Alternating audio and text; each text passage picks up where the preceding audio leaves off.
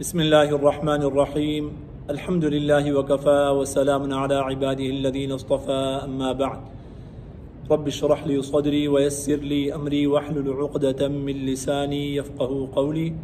سبحانک لا علم لنا الا ما علمتنا انک انت العلیم الحکیم۔ باب الوضو چل رہا تھا اور اس میں وضو کی شرائط بیان ہوئی تھی۔ وضو کی شروط میں ایک شرط تھی نیت کرنا، تو مصنف رحمۃ اللہ علیہ نے نیت کے لیے الگ فصل قائم کی ہے۔ نیت دل کے ارادے کو کہتے ہیں۔ تین چیزیں ہیں، اگر انسان ان میں سے کوئی ایک کر لیتا ہے تو نیت والی جو شرط ہے وہ پوری ہو جائے گی اور وہ متحقق ہو جائے گی۔ نمبر 1 قصد رفع الحدث، کہ انسان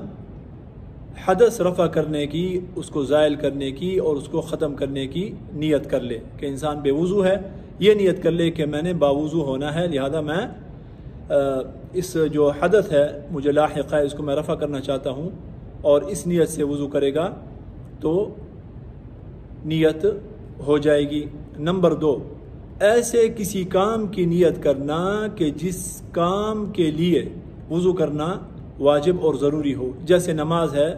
نماز پڑھنے کے لیے وضو کرنا اور باوضو ہونا ضروری ہے، لہذا اگر یہ وضو شروع کرنے سے پہلے اگر صرف یہ نیت کر لے گا کہ میں چونکہ نماز پڑھنا چاہتا ہوں اس لیے زیادہ وضو کر رہا ہوں، تو اس کی نیت جو ہے نا وہ ہو جائے گی۔ یا مثلا قرآن کریم کو چھونا ہے تو قرآن کریم کو ہاتھ لگانا بغیر وضو کے انسان نہیں کر سکتا، تو یہ نیت کر لے کہ میں نے چونکہ قرآن کریم کو ہاتھ لگانا ہے، اس کو چھونا ہے، اس کو اٹھانا ہے، لہذا میں اس کام کے لیے وضو کرنا چاہتا ہوں، اس کی نیت ہو جائے گی۔ یا ایسے کام کی نیت کرنا کہ جس کے لیے وضو کرنا ضروری تو نہیں ہے البتہ سنت ہے۔ وہ کون سا کام ہے؟ وہ کئی کام ہیں، ان میں سے مثلا ایک کام ہے قرآن کریم کی تلاوت کرنا۔ قرآن کریم کو بغیر ہاتھ لگائے زبانی تلاوت کرنا،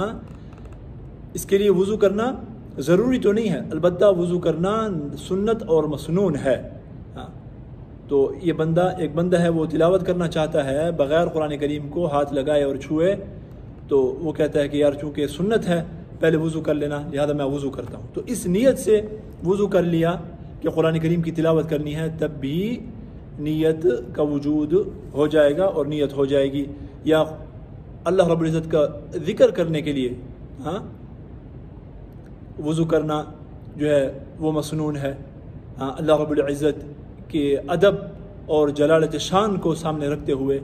تو اس نیت سے انسان وضو کر لیتا ہے کہ میں ذکر شروع کر رہا ہوں، تو تب بھی اس کی نیت، اس کا وضو ہو جائے گا اور یہ جو نیت والی جو شرط ہے وہ پوری ہو جائے گی۔ تو وہ سارے کام جو ہے نا یہاں پر عبارت میں مصنف رحمۃ اللہ علیہ نے گنوائے ہیں، لہذا عبارت شروع کرتے ہیں۔ فرماتے ہیں فالنیت ہنا قصد رفع الحدث، نیت یہاں پر جو ہم نے کرنی ہے وہ کس چیز کی کرنی ہے؟ نمبر 1 حدث رفع کرنے کی نیت کرنا، حدث رفع کرنے کا ارادہ کرنا، اس لیے کہ نیت کسے کہتے ہیں؟ ارادہ کو کہتے ہیں، قصد کو کہتے ہیں۔ او یا دوسرا انسان کیا کرے؟ قصد ما تجب له الطہارہ، یا انسان اس کام کی نیت کرے کہ جس کام کے لیے طہارت، پاکی اور وضو کرنا کیا ہے؟ ضروری اور واجب ہے۔ اور وہ کون کون سے کام ہیں؟ مثلا کصلاۃ، جیسے کہ نماز ہے، طواف طواف کرنا ہے، طواف بھی بغیر وضو کے نہیں ہو سکتا، ومس مصحف، قرآن کریم کو ہاتھ لگانا، اس کو چھونا، یہ ایسے کام ہیں کہ جن کے لیے وضو کرنا کیا ہے؟ ضروری اور واجب ہے، لہذا ان کاموں کی بھی اگر نیت کر لے گا وضو شروع کرنے سے پہلے تو اس کی یہ نیت والی شرط پوری ہو گئی۔ او قصد ما تسن لہو، یا ان کاموں کی نیت کرنا کہ جس کے لیے طہارت کرنا کیا ہے؟ مسنون ہے۔ اور وہ کون سے کام ہیں؟ مثلا کقراءۃ، قرآن کریم کی تلاوت کرنا بغیر ہاتھ لگائے،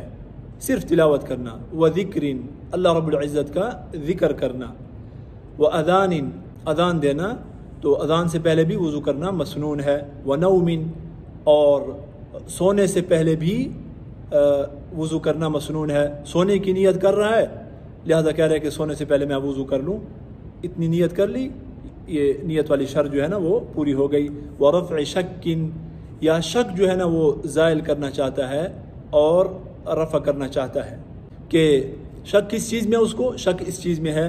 کہ کیا میرا وضو ہے یا نہیں ہے، ہاں اس کو شک ہے کہ یار میرا وضو ہے یا نہیں ہے، ہاں یقین نہیں ہو رہا، لہذا شک کو رفع کرنے کے لیے کیا کرتا ہے،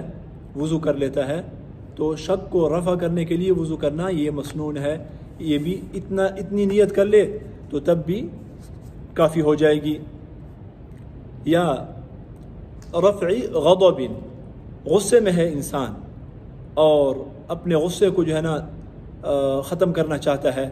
تو اس کے آداب میں سے ایک یہ ہے، کئی اس کے طریقے ہیں، ایک اس کا ادب یہ ہے اور مستحب یہ ہے وہاں پر کہ انسان جو ہے نا وضو کر لے، تو اس سے بھی انسان کا غصہ ٹھنڈا ہو جاتا ہے۔ تو وضو کرنا غصے کو ٹھنڈا کرنے کے لیے مستحب اور مسنون ہے، اور اس کی وجہ یہ بیان کرتے ہیں علماء فرماتے ہیں کہ غصہ جو ہے نا، غصہ یہ کس کی طرف سے ہے، شیطان کی طرف سے ہے، اور شیطان کو آگ سے بنایا گیا ہے، اور آگ کو کیا چیز بجھاتی ہے، آگ کو بجھاتی ہے پانی، ہاں لہذا جو غصے کی آگ ہے اس کو بجھانے کے لیے انسان کیا کر لے، پانی اپنے اوپر بہا لے اور وضو کر لے، ہاں وضو کر لے۔ تو اس نیت سے اگر کوئی وضو کرنا چاہتا ہے کہ میرا غصہ ہے وہ ٹھنڈا ہو جائے، تب بھی اس کی نیت معتبر ہوگی۔ وَكَلَامٍ مُحَرَّمٍ یا یہ ہے کہ کوئی حرام بات چیت کی ہے، مثلا جھوٹ بولا ہے یا کسی کی غیبت کی ہے یا جو ہے نا منہ سے کوئی بدگوئی یا کسی کو گالی دی ہے، تو یہ حرام کلام ہے، ہاں تو اس کلام کے بعد بھی ڈائریکٹ انسان نماز میں نہ جائے تو بہتر ہے، بلکہ کیا کرے، پہلے وضو کر لے۔ وضو کرنا مسنون ہے، اگرچہ اس کو وضو ہے لیکن چونکہ درمیان میں اس نے حرام باتیں کی ہیں، غیبت، جھوٹ وغیرہ یہ چیزیں، بدگوئی، تو مسنون ہے کہ وہ کیا کر لے، جو ہے نا وضو کر لے۔ اگر بغیر اس کے بھی نیا وضو کیے کہ وہ چلا جائے گا تو نماز تو ہو جائے گی۔ وَجُلُوسٍ بِمَسْجِدٍ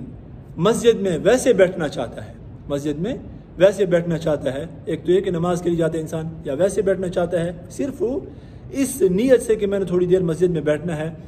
لہذا میں کیا کروں، عبادت کرنا چاہتا ہے، نماز وغیرہ پڑھنا چاہتا ہے، اس کے لیے تو وضو کیا ہوگا، فرض اور جو ہے نا وہ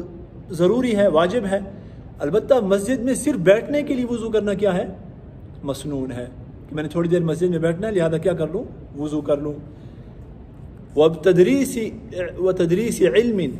علم پڑھانے کے لیے، آپ کسی کو علم شرعی پڑھاتے ہیں، علم شرعی کیا ہے، قرآن ہے، حدیث ہے، تفسیر ہے، اصول تفسیر ہے، فقہ ہے، اصول فقہ ہے، یا اس طرح کی جتنے بھی علوم ہیں جن کو علوم شرعیہ کہا جاتا ہے، وہ پڑھانے سے پہلے انسان وضو کرے، وضو کرنا مسنون ہے۔ تو اس کی انسان نیت کرتا ہے کہ میں نے چونکہ علم پڑھانا ہے، اس کی تدریس کرنی ہے، لہذا میں وہ کر لوں، وضو کر لوں، ہاں یہی جو ہے نا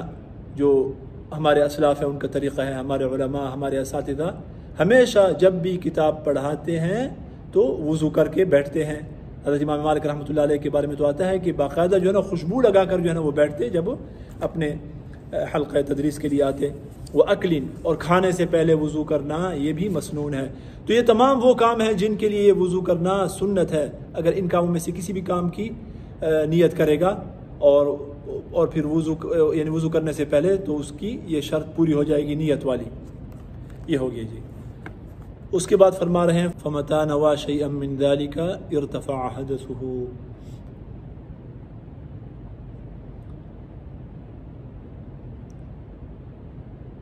فَمَتَى نَوَى شَيْئًا مِّن ذَلِكَ ارْتَفَعَ حَدَثُهُ تو ان چیزوں میں سے کسی بھی چیز کی نیت کر لے گا جو چیزیں ابھی ذکر ہوئیں، اس کا حدث رفع ہو جائے گا، وہی بات ہو رہی ہے۔ اس کے بعد فرما رہے ہیں وَلَا يَضُرُّ سَبْقُ لِسَانِهِ بِغَيْرِ مَا نَوَى کبھی انسان کے دل میں تو کچھ ہوتا ہے، ارادہ کسی چیز کا ہوتا ہے اور منہ سے کچھ اور نکل رہا ہوتا ہے۔ اگر نیت کے مسئلے میں ایسا ہو گیا، مثلا ارادہ تو اس کا یہ تھا اور نیت تو اس کی یہ تھی کہ میں رفع حدث کرنا چاہتا ہوں، لیکن زبان سے کچھ اور نکل گیا کہ وضو خانے میں گیا، کسی نے پوچھا کہ میاں کیا کر رہے ہو، ہاں، یا کس چیز کے لیے وضو کر رہے ہو، تو بجائے اس کے کہ وہ کہتا کہ جو اس کے دل میں ارادہ تھا کہ میں رفع حدث کرنا چاہتا ہوں، اس کے منہ سے نکل گیا کہ تھوڑا ایسے اپنے آپ کو جو ہے نا ٹھنڈا کرنا چاہتا ہوں، تبرید کے لیے وضو کرنا چاہتا ہوں، تو اس سے کوئی فرق نہیں پڑے گا، اس کی نیت جو ہے نا وہ درست ہو جائے گی، جس چیز کے لیے نیت کی تھی وہی چیز معتبر ہے۔ زبان کے اوپر کچھ اور دل میں کچھ اور، اس سے فرق نہیں پڑتا۔ ولا يضر سبق لسانه بغیر ما نوى، اور نقصان نہیں پہنچاتا زبان کا سبقت کر جانا اور جاری ہو جانا اس چیز کے علاوہ کے ساتھ جس کی وہ نیت کر رہا ہے، جو اس کے دل میں ہے۔ ولا شکه فی النیت او فی فرض بعد فراغ کل عبادت، اسی طرح کہتے ہیں کہ اگر انسان کو نیت میں شک ہو جاتا ہے کہ آیا میں نے نیت کی تھی یا نہیں کی تھی، یا وضو کے کسی فرض میں شک ہو جاتا ہے کہ میں نے یہ فرض ادا کیا تھا یا نہیں کیا تھا، ہاں، تو اب دیکھا جائے گا کہ یہ شک کب ہو رہا ہے۔ اگر وضو کے درمیان میں ہو رہا ہے تو نئے سرے سے دوبارہ وضو کرے گا۔ قدم دھو رہا تھا، پاؤں دھو رہا تھا، اسے شک ہوا کہ میں نے نیت کی تھی نہیں کی تھی، پاؤں دھو رہا تھا، اسے شک ہو گیا کہ میں نے مسح کیا تھا، یہ والا فرض ادا کیا تھا نہیں کیا تھا، ایسا ہوا شک درمیان میں، تو اب نئے سرے سے جو ہے نا وضو کرنا پڑے گا۔ لیکن اگر وہ وضو مکمل کر چکا اور اس کے بعد اس کو شک ہوتا ہے کہ میں نے پتہ نیت کی ہے یا نہیں کی ہے، اب اس شک کا اعتبار نہیں ہے، یا اس کو شک ہو رہا ہے کہ میں نے پتہ نہیں وضو کا یہ والا فرض ادا کیا تھا یا نہیں کیا تھا، اب اس شک کا اعتبار نہیں ہے۔ نہ صرف وضو کے سلسلے میں یہ بات ہے بلکہ ہر عبادت کے سلسلے میں یہی بات ہے، اور یہ قانون ہے، اصول ہے کہ اگر عبادت کے بعد کسی فرض میں شک ہوتا ہے تو اس شک کا اعتبار نہیں ہے ان حضرات کے ہاں۔ چنانچہ فرما رہے ہیں ولا شکہ فی النیت، اور نقصان نہیں پہنچاتا نیت میں شک ہونا، ہاں، او فی فرض، یا فرض میں شک ہونا کہ آیا مجھ سے یہ فرض ادا ہوا یا میں نے چھوڑ دیا، کب نقصان نہیں پہنچاتا؟ بعد فراغ کل عبادت، ہر عبادت کے سے فارغ ہونے کے بعد، اس کا اعتبار نہیں ہوگا شک کا۔ وَإِن شَكَّ فِيهَا فِي الْأَثْنَاءِ، اگر اسے شک ہوا فیہا، نیت میں اسے شک ہوا فی الْأَثْنَاءِ، وضو کے دوران، تو پھر کیا کرے گا؟ استأنفا، وضو اثر نو کرے گا۔ یہ ختم ہوا جی۔ وآخر دعوانا ان الحمد للہ رب العالمین۔